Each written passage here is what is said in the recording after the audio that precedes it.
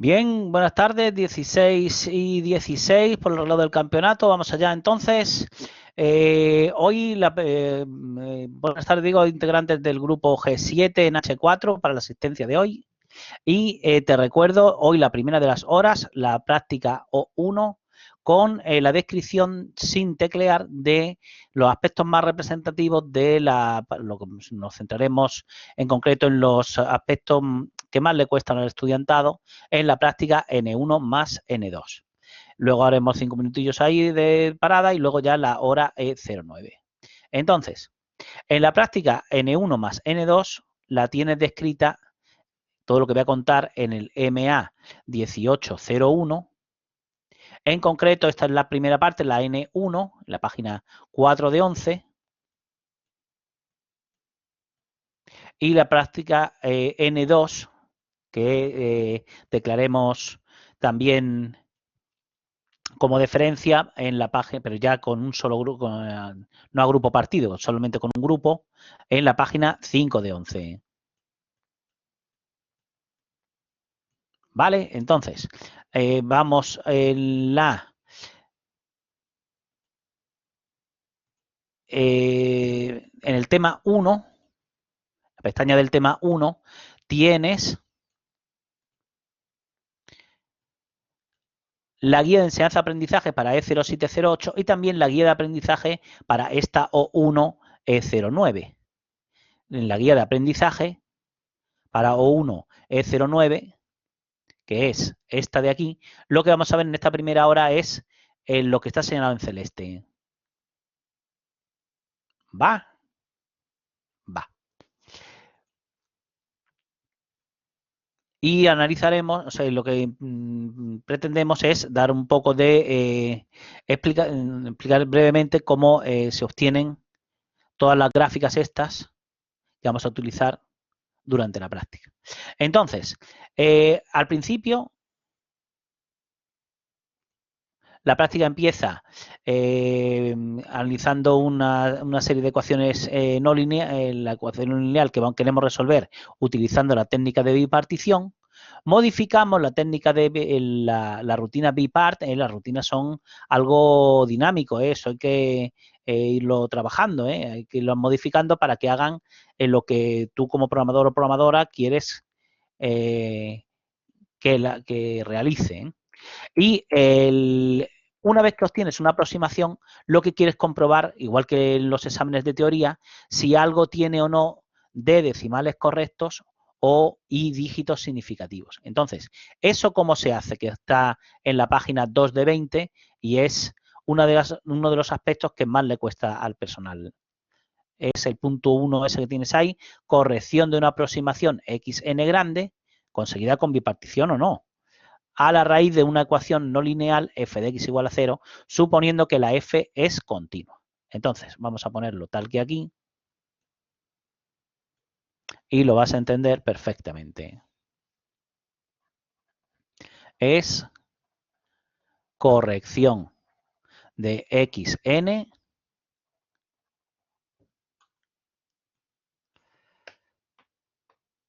al resolver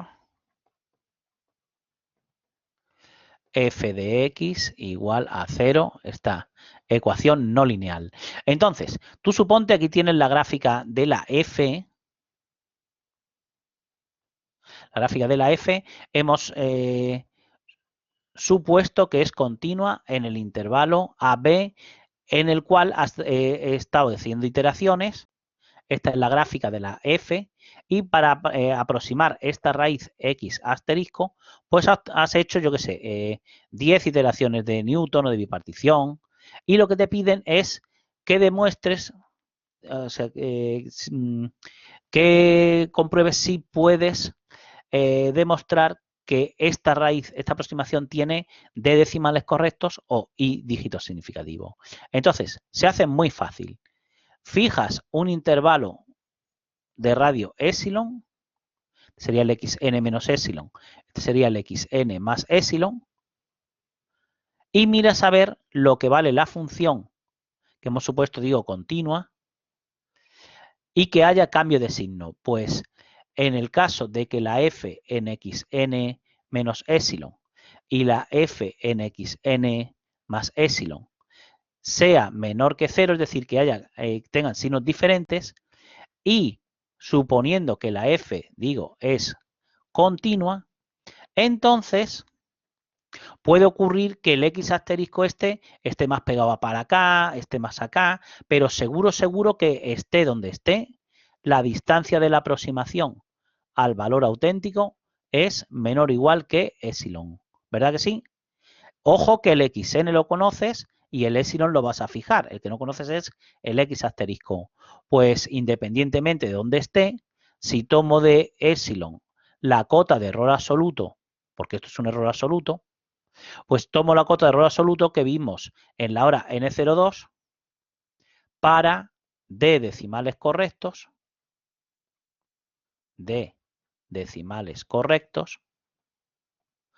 o para n minúscula menos i con i dígitos significativos. ¿Bien? Bien. Pues eso es, otra de las cosas que tendrás que hacer en el examen teórico también, ¿eh? Perfecto. Y el segundo aspecto que vamos a ver es, una vez que se analiza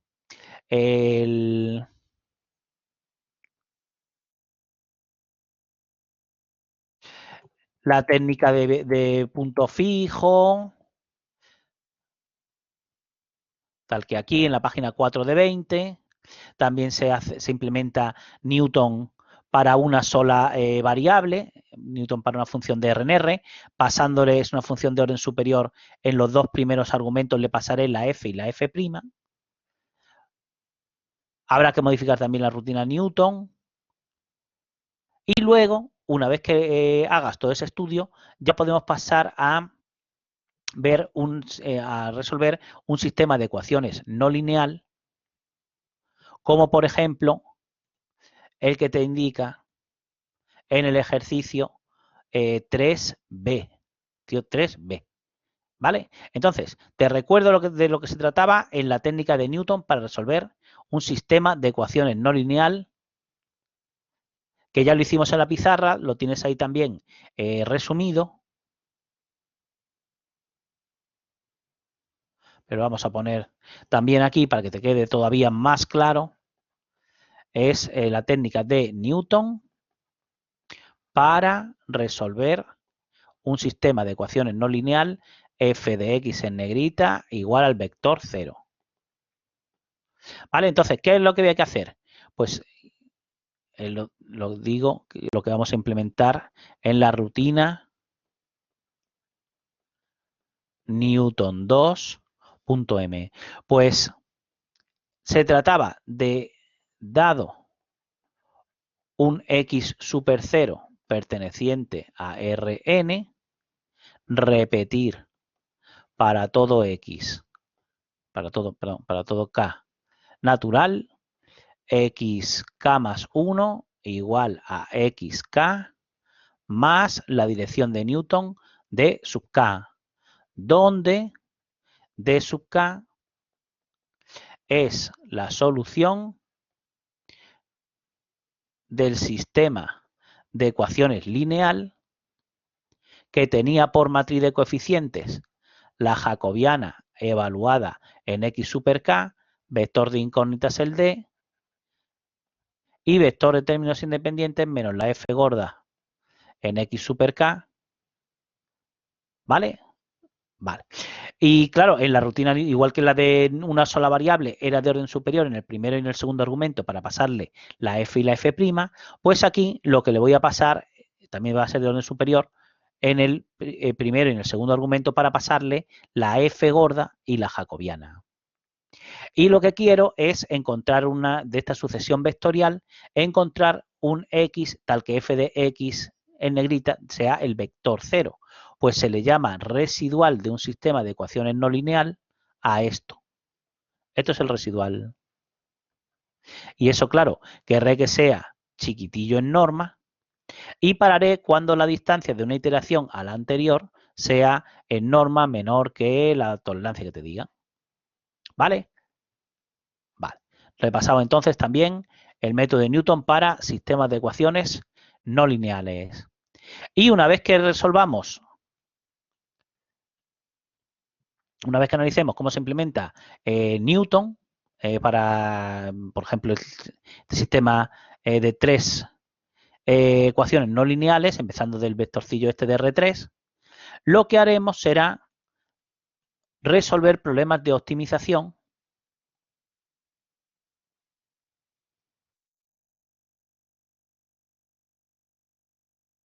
tanto en una como en varias variables. Entonces, en concreto,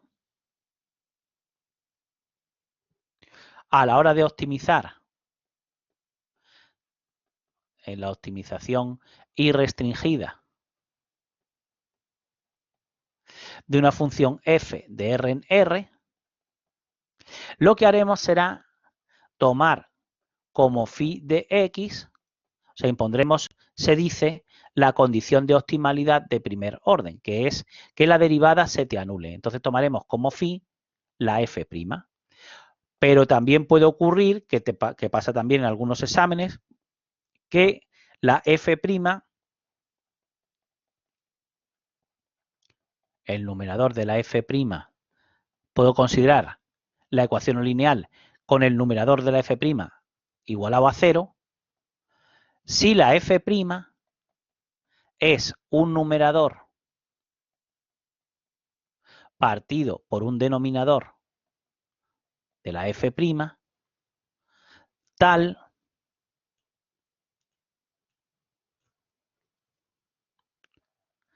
que sabes que el denominador de la f', por muy complejo que sea, siempre va a ser mayor que 0. Con lo cual, para encontrar un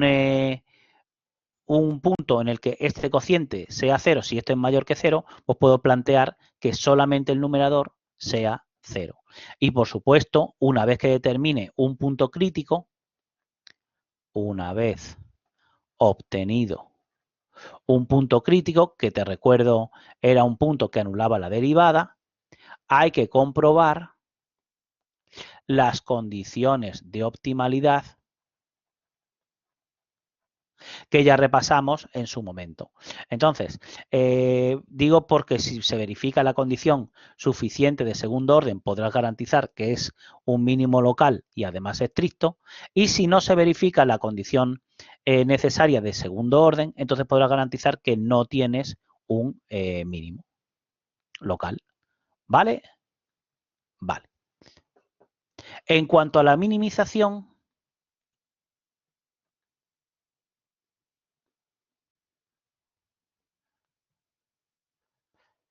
también haremos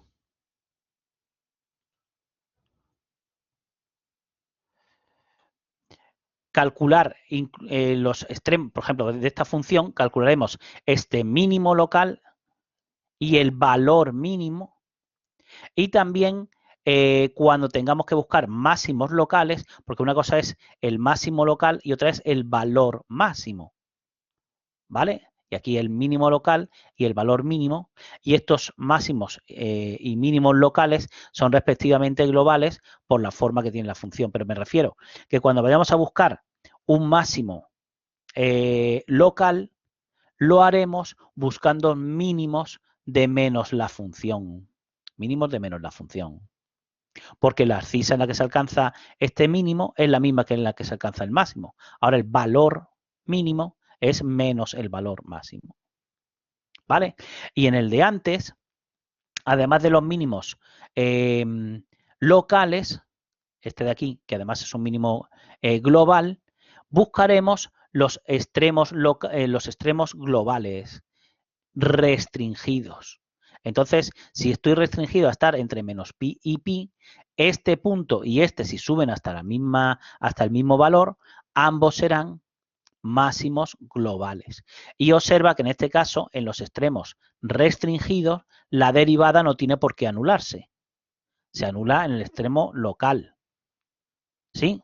Fíjate, esta es la gráfica de la derivada de esta. Entonces, ¿qué nos indica esta derivada? Pues nos indica que la función es decreciente hasta este punto porque la derivada, aquí está el eje horizontal, la derivada siempre es negativa, ¿lo ves? Todos estos valores son negativos. Llega un punto en el que la derivada es 0, que es este, y luego la derivada siempre toma valores positivos y por eso la función aquí es creciente. ¿Bien? Bien. Y eso es básicamente lo que haremos durante N1. Y para N2, empezaremos en optimización irrestringida de campos escalares. Vamos a tomar nota tal que aquí arriba.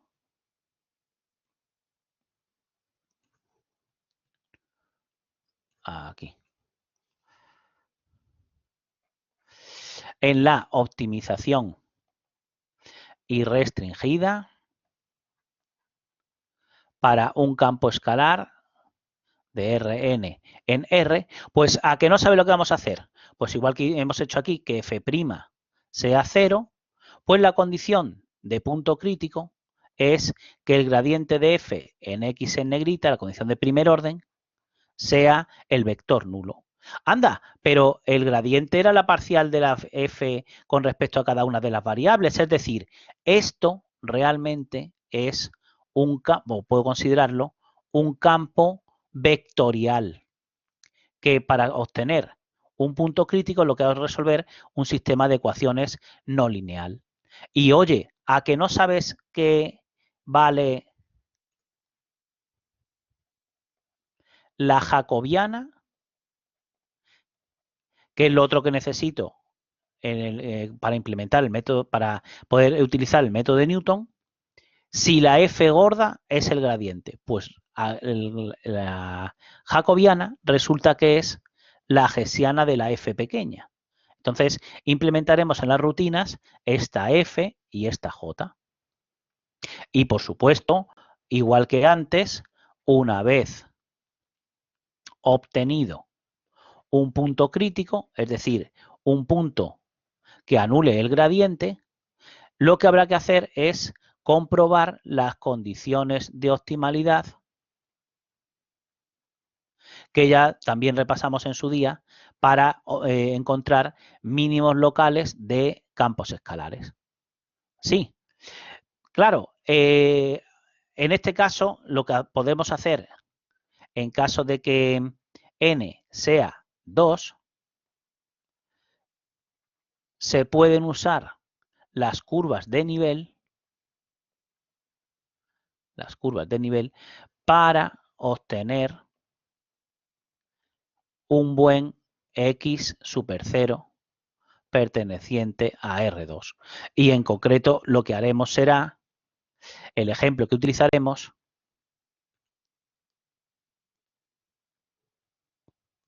es precisamente aquel con el que al que calculamos a mano el gradiente y la hessiana. ¿Ves? En el intervalo 0,3, 0,3, pues lo que haremos es,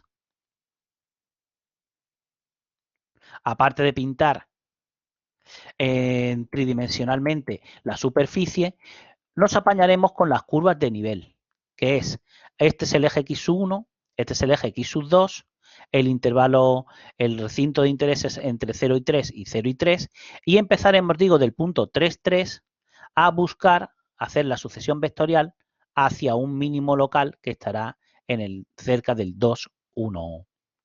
Sí, lo de las curvas de nivel es como lo del hombre del tiempo, el mapa del hombre del tiempo. Lo que pasa es que el campo escalar que pinta el hombre del tiempo, pues no es ese que él pinta la presión.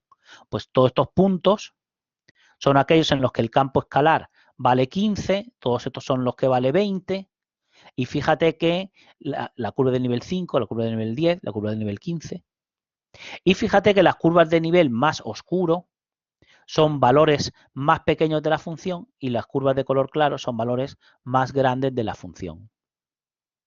¿Vale? Por eso decía que el mínimo va a andar por ahí. ¿Bien? Bien. En el otro ejemplo que haremos de optimización de un campo escalar, puede ocurrir, que es lo que va que es lo que te indicaría este caso, que hay puntos de silla. Cuando las curvas de nivel son hipérbolas, como aquí, te indica proximidad de un punto de silla. Y te recuerdo que un punto de silla es un punto crítico, un punto que te anula el gradiente, en el cual, si evalúas la gesiana te queda con autovalores positivos y negativos. ¿Vale? Entonces, haremos énfasis en que hay que pintar las curvas de nivel, pero sobre todo que hay que pintarlas bien, o dicho de otra forma, utilizando operadores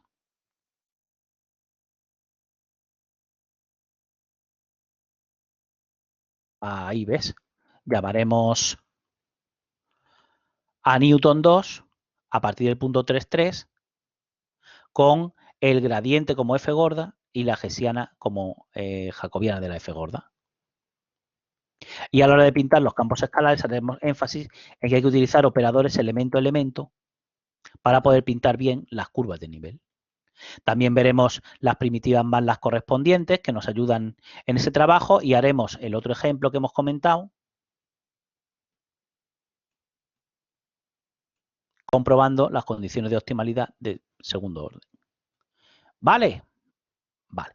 Y en la N2 también acabaremos con cositas de álgebra lineal numérica.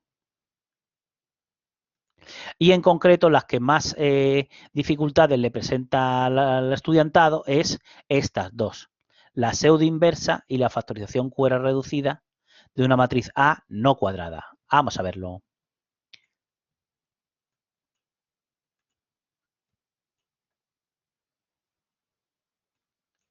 En cuanto a la pseudo inversa,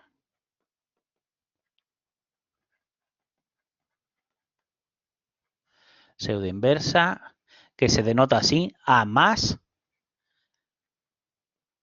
de una matriz A, que vamos a suponer que tiene m filas y n columnas, o sea, la matriz A no es cuadrada,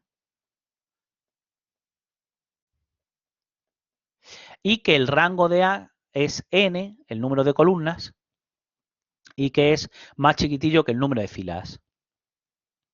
Bien, o dicho de otra forma, que la matriz A, todas las columnas son linealmente independientes. O dicho de otra forma, que A tiene rango completo por columnas. Pues en ese caso, cuando tú planteas un sistema sobredeterminado, como los que estamos utilizando en estadística, bien, o como los que surgieron ya en la práctica M1, cuando pusimos 4, 5, 6, X, 1, 2, 3, pues a la hora de formar el sistema de ecuaciones normales, lo que hacemos es premultiplicar por A traspuesta. Esta matriz, lo veremos en la práctica, siempre es simétrica. Y además, como todas las columnas de A son linealmente independientes, esta matriz también es definida positiva. Entonces, todos los determinantes de las submatrices principales sucesivas de esta matriz son mayores que 0. Y pregunto, si son mayores que 0, ¿son distintos de 0? Pues claro. Entonces, en particular, esta matriz, su determinante es distinto de 0. Luego esta matriz tiene inversa. Y entonces, el X puedo multiplicar en toda la ecuación por la inversa de A traspuesta por A, que existe. Y a todo esto es a lo que en ese caso se le llama la pseudoinversa. Y se calcula con la primitiva PINV en el MATLAB. ¿Vale? Claro, todo eso lo puedo hacer en el caso de que todas las columnas de A sean linealmente independientes. Pero en el caso de que el rango de A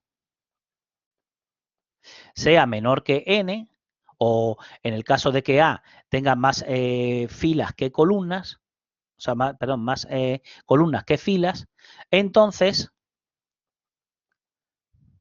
la matriz A traspuesta por A, esta de aquí, solo va a ser semidefinida positiva, con lo cual no tienes garantizada, no tiene inversa, la matriz A traspuesta por A, pero también se puede calcular la pseudoinversa y multiplicarla por el vector B. Pues esto te da la solución de mínima norma, o sea, mínima cuadrática de mínima norma, si es que hubiera muchas posibles soluciones. Y además, en este caso, la pseudo inversa con A más calculado en base a la descomposición en valores singulares, que ya dijimos que en MATLAB se hacía con SVD. Lo que pasa es que el cálculo de la pseudo inversa lo hace MATLAB por dentro, no tiene que preocuparte por ello. Tú pones PIM y ya está. PIM de A por B. ¿Vale? ¿Bien? Bien. Y lo otro que decía que le costaba al personal era la factorización QR reducida de, vamos a suponer, una matriz A también, M por N, con rango de A, N menor que M. Tú suponte, por ejemplo, que tienes una matriz A, como la que tenemos en las prácticas.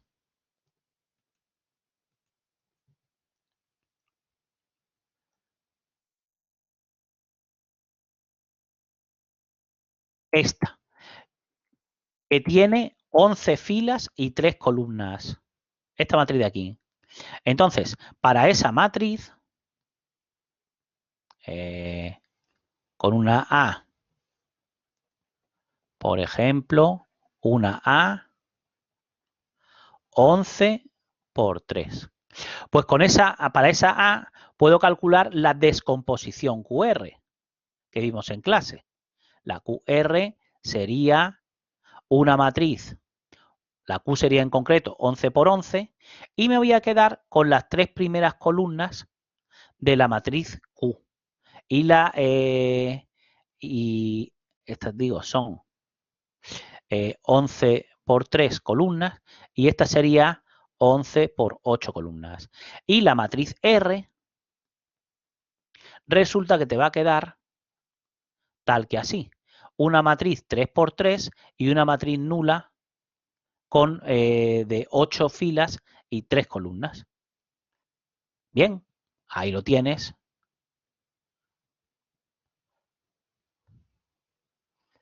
Yo creo que se ve mejor en el de Octave. A ver. Ahí lo tienes. En la Q sería esta, la 11 por 11. Y mira, ¿ves cómo la R tiene 3, una matriz 3 por 3 arriba que hemos llamado R1 y las 8 filas de ceros? Pues las 3 primeras columnas de la Q es esta. Esta es la que hemos llamado ahí Q sub 1. Y esta es la que hemos llamado ahí R1. La Q sub 1 y la R1. Y de la manera siguiente. La Q sabíamos que era ortogonal. La Q es cuadrada. La Q es 11 por 11. Y quería decir que Q traspuesta por Q era igual a Q por Q traspuesta y era igual a la identidad. Que la inversa era muy fácil de calcular y coincidía con la traspuesta, ¿sí? Pero la Q1 no es cuadrada. La Q1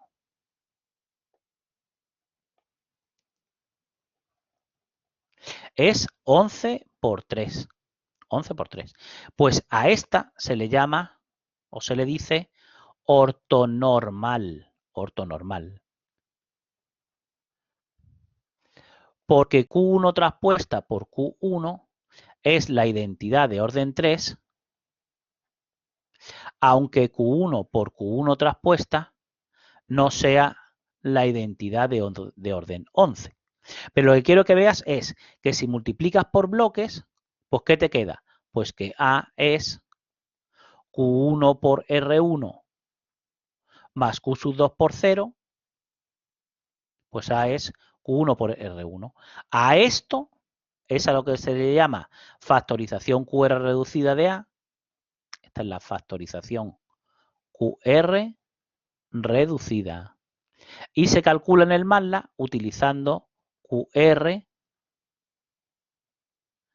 de A 0. Y también el R1 es una matriz 3×3 y es en concreto el factor de Cholesky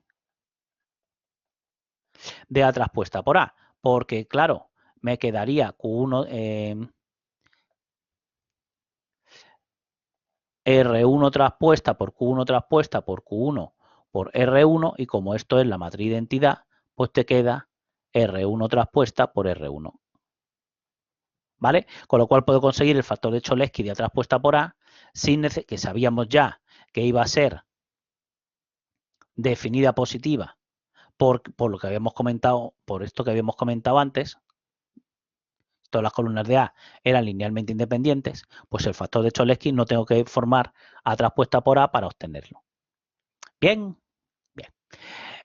Y a ver, sí. Analizaremos también que el problema de formar las ecuaciones normales, eso de multiplicar por la traspuesta de la matriz, numéricamente no va a ser muy conveniente y diremos cuánto vale el número de condición que, aunque lo diremos en la hora 11, yo te adelanto ya que va a ser este el número de condición del problema de resolver un sistema de ecuaciones lineal. Norma de A por la norma de la pseudoinversa de A.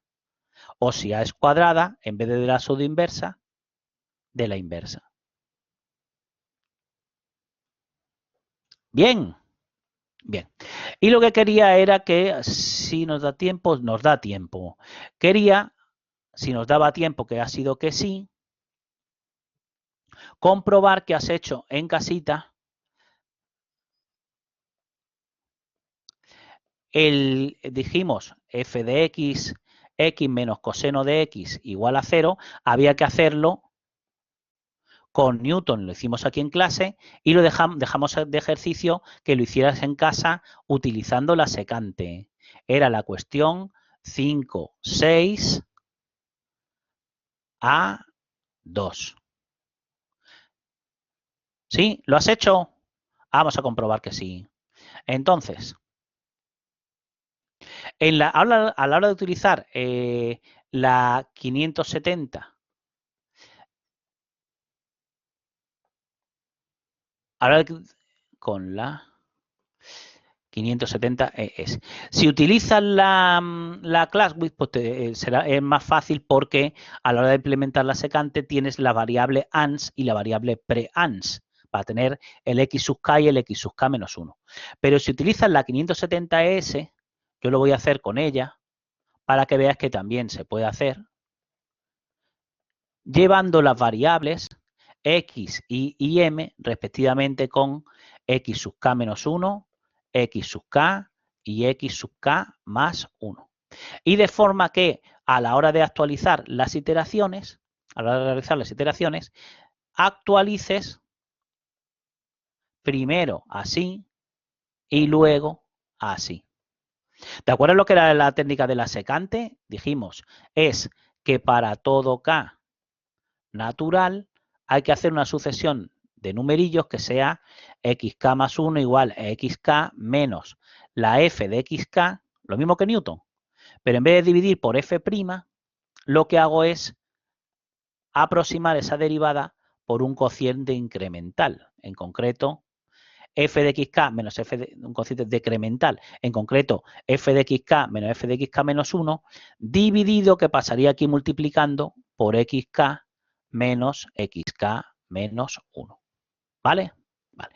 Y otra cosa, cuando hicimos con la técnica de Newton, en la gráfica de la f, lo que vimos es que en el 0 valía negativo y en 1 valía positivo, pero que valía mucho menos aquí que aquí. Entonces, voy a coger este como x sub menos 1 y voy a coger el 1 como x sub 0. Y vamos a hacer, digo, las iteraciones en aritmética de 5 dígitos. ¿Vale?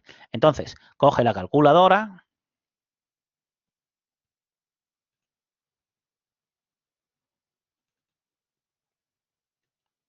borras todo lo que tengas,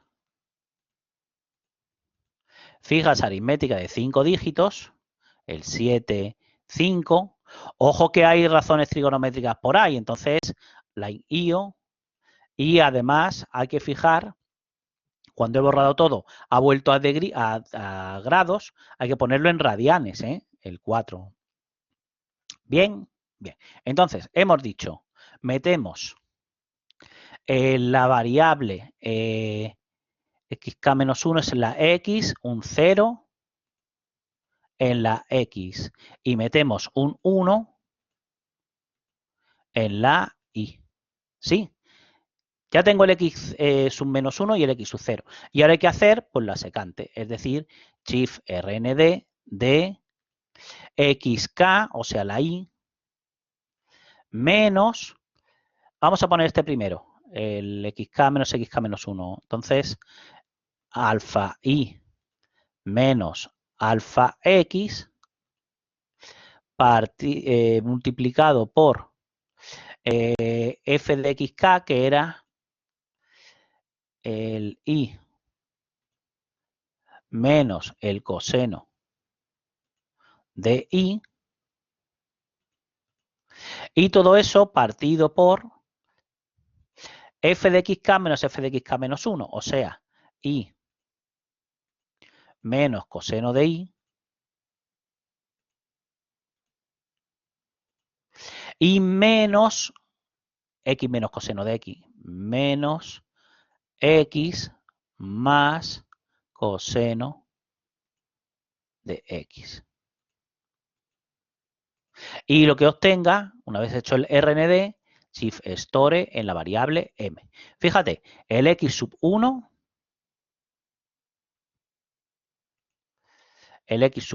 nos ha quedado 0.68507.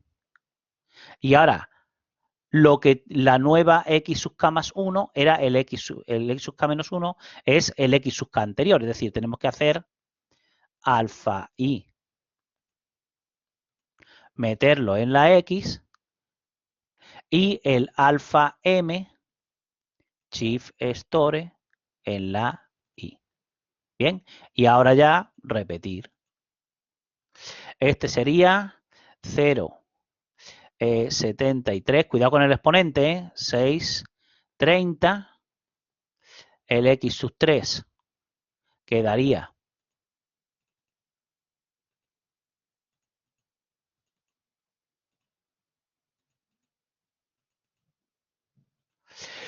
0,73, 9, 12,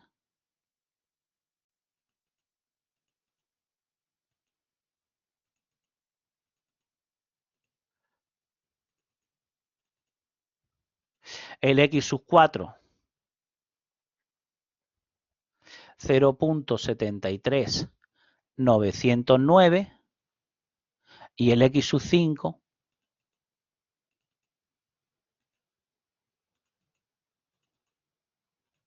anda, el x sub 5 ya coincide con el x sub 4, ¿lo ves? Luego, entonces, he obtenido la convergencia con aproximación para x asterisco, el x sub 4, y ahora, igual que en los exámenes de teoría, te preguntan, ¿tiene 5 decimales que aquí coinciden con los dígitos, ¿no? 5 decimales correctos. Entonces, ¿qué tengo que hacer para probar si esto, independientemente, ahora ha habido convergencia, pero digo, ¿cómo pruebo que tengo d decimales correctos? Pues hemos dicho, esto lo almacenamos en una variable a, por ejemplo, y lo tienes que comprobar así, así. Comprobando como la f es continua, ¿no? En el intervalo 0, 1 que hemos considerado, pues se dice es continua por construcción. El x es continua, coseno de x es continua, no hay que dividir, no hay que calcular la raíz cuadrada, no hay que dividir por algo que pueda hacerse 0, no hay que calcular una raíz cuadrada que el radicando lo de dentro sea negativo, ¿no? Entonces es continua por construcción. Pues vamos a ver cuánto vale f de x4 menos epsilon y vamos a ver cuánto vale f de x4 más epsilon, a ver si tienen signos diferentes. Entonces, ¿cuál cojo de epsilon? 1/2 por 10 a la menos 5, ¿sí? Como estoy mirando a ver si tengo 5 decimales correctos, pues pongo 1/2 por 10 a la menos 5. ¿Sí? Así. Es un fallo muy común en los exámenes. Así. No. ¿Ves? Has puesto 1 partido 2 por 10 a la menos 5. Que hay que ponerlo así. 0.5 por 10 a la menos 5. Ese sí que es 0.5 por 10 a la menos 5. Pues ese lo voy a almacenar en la variable e y ahora evalúo la función f, la f, la voy a evaluar en a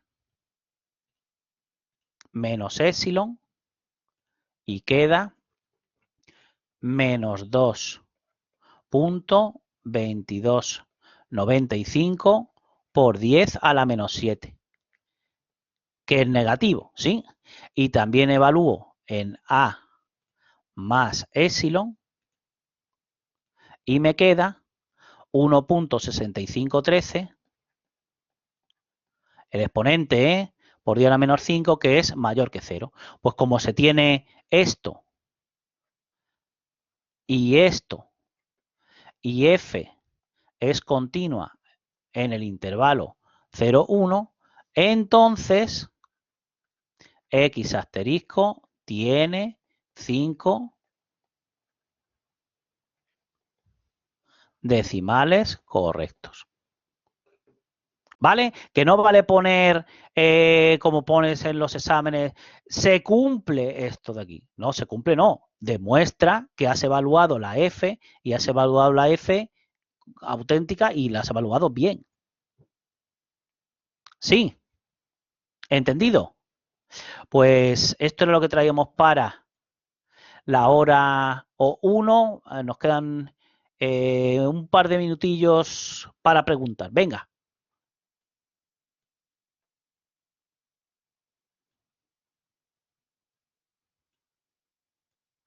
¿Algo que te inquiete?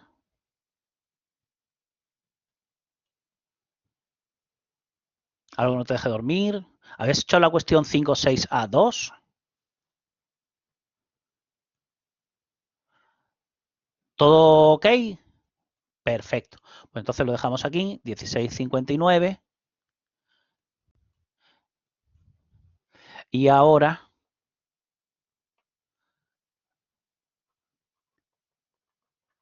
a las 17.05 continuamos con la E09, ¿vale? Venga, pues corto aquí. Y ahora seguimos.